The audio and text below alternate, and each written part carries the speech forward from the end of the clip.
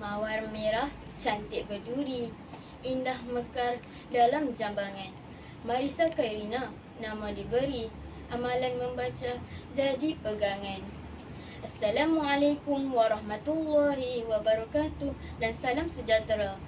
Saya Marisa Khairina binti Abdul Rahim. Saya pelajar tahun 6 dari Sekolah Kebangsaan Bayan Lepas 2. Kod sekolah saya ialah BBA 3020. Cita-cita saya ialah menjadi seorang ahli saintis. Jadi, pada hari ini saya akan berkongsi sebuah buku yang berkaitan dengan cita-cita saya berjudul Buru Haiwan Purba bersama Ahli Paleontologi. Di dalam buku ini terdapat banyak isi menarik. Buku ini ialah hasil karya Azian Muhammad Nur. Ia diterbitkan pada tahun 2019 oleh penerbit Prisma Sendirian Berhad. Di dalam buku menarik ini terdapat 54 halaman muka surat. Sekarang saya akan berkongsi isi kandungan buku ini. Secara keseluruhannya, buku ini membawa pembaca menyelami dunia paleontologi, iaitu kajian tentang haiwan purba melalui fosil-fosil yang ditemui. Pernahkah anda terfikir bagaimana saintis mengetahui rupa dan saiz haiwan yang telah lama pupus? Inilah kerja ahli paleontologi. Mereka menggali fosil, tulang atau kesan tinggalan haiwan lama untuk mengkaji sejarah bumi. Di dalam buku ini, pembaca akan mengikuti pengembaraan ahli paleontologi yang berusaha mencari dan mempelajari fosil-fosil haiwan purba.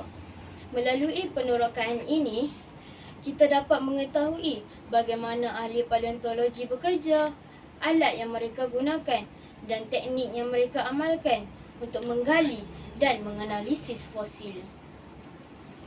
Di dalam buku ini, kita akan mengenali pelbagai haiwan yang sangat unik seperti mammoth, ankylosaurus dan banyak lagi haiwan lain yang pernah hidup berjuta-juta tahun dahulu.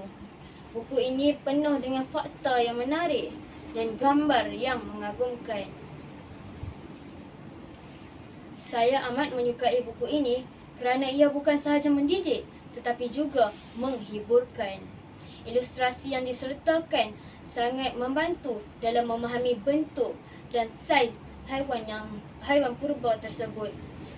Penjelasan yang mudah difahami membuatkan buku ini sesuai untuk golongan remaja yang berminat dalam bidang sains dan sejarah.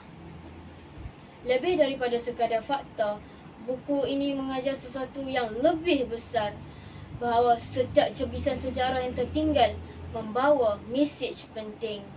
Kepupusan haiwan-haiwan purba mengingatkan kita bahawa alam sentiasa berubah dan kita sebagai manusia harus belajar daripada sejarah untuk melindungi dunia ini daripada bencana yang sama. Apa yang lebih penting, buku ini mengajar kita untuk menghargai alam sekitar. Sekian sahaja daripada saya.